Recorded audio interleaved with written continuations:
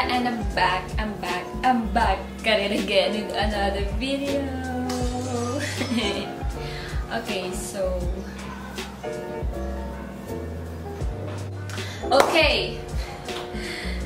so sorry if di ako nakapag-upload in 2 weeks.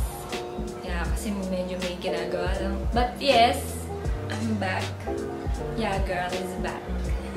And for today's video, as you can see from the title, it's gonna be my everyday natural makeup routine. So, itong makeup na to, ito yung kapag papasok ako ng school or pupunta kami sa mga mall. And yeah, today is Wednesday, May 7. Ay, 6 pa. May 6. So, if kaya ko i-edit, sana ma-upload ko din mamayang gabi para mapanood nyo. Okay? And pag may naririnig kayo mga gumagawa something, construction, may gumagawa kasi doon. May ginagawang establishment. So yeah, without further ado, let's get started. Okay, first is I start with a moisturizer. This one from Mediheal. So, hindi naman ako lagi nagmo-moisturizer kapag sinisipag lang. Pero pag nagmamadali, di na. Okay, I'm just gonna put a little bit here.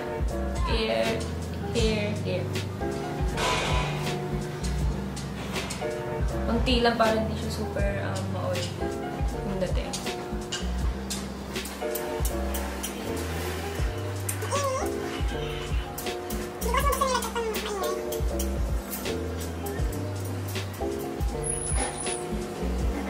Second is my lip balm to prep lang everything.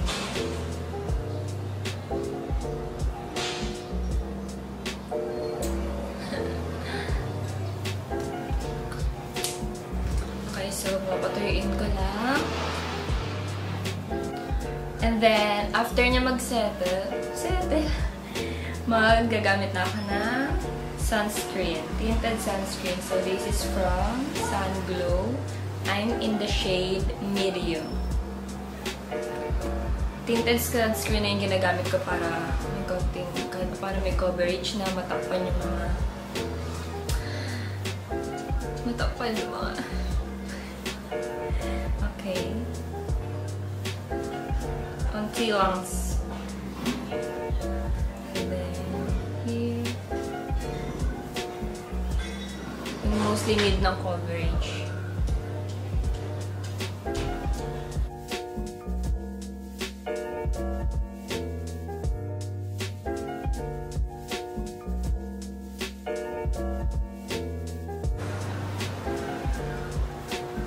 Okay, yan siya after.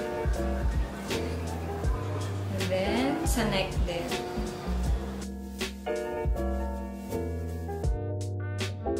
After ko maglagay ng sunscreen, isa-set ko lang using this Maybelline powder. Yan. In the shade 03 Natural. Okay, so usually lalagyan ko lang yung part ng face ko na mas ina-oily ako, which is yung T-zone. Super oily ko.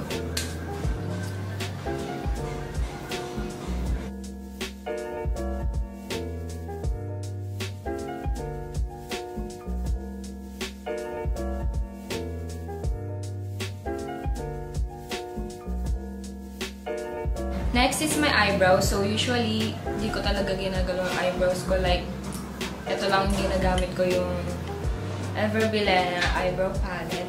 And, itong part na to. Ayan, so you can see. Ito lang talaga ginagamit ko. Yung clear. And then, kuha ko lang spoolie. Gaganto ko siya. Ayan. And then, saka ko gagano sa eyebrows. Alam mo, para mapatayo. Para mas more like natural siya. Diba?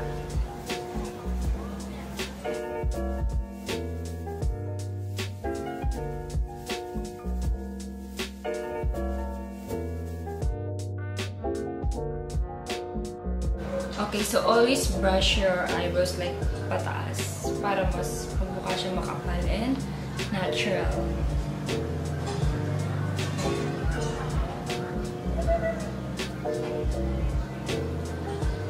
O, diba? Next is blush on. And I'm gonna be using this Peach Glow by Nichido. This one, I think it's like, it's 88 pesos lang. It's cheap, yeah, but it's so good. Okay, I'm just gonna dab it here. Pap, pap, pap.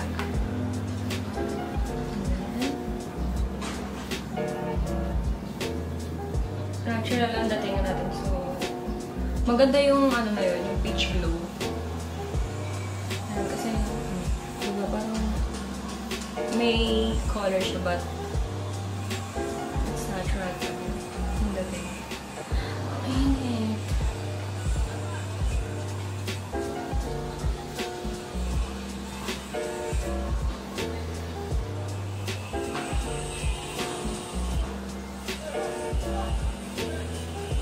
Okay, next is for our lips, and I'm gonna use this Careline lipstick in the shade Mood.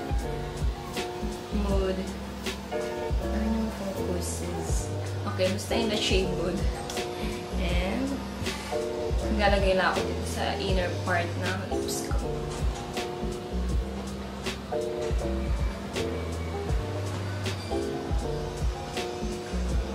And then, saan ko siya i-blend outwards.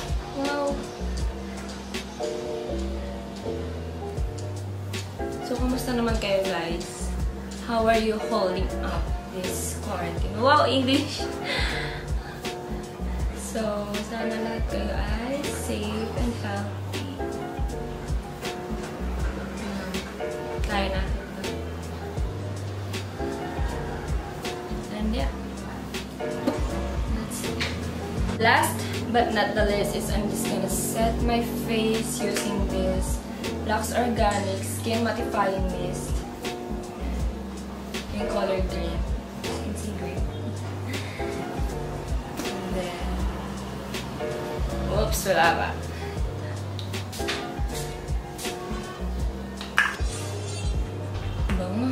And that's it guys, all of the products that I used will be on the description box below, and I hope you enjoyed watching this video.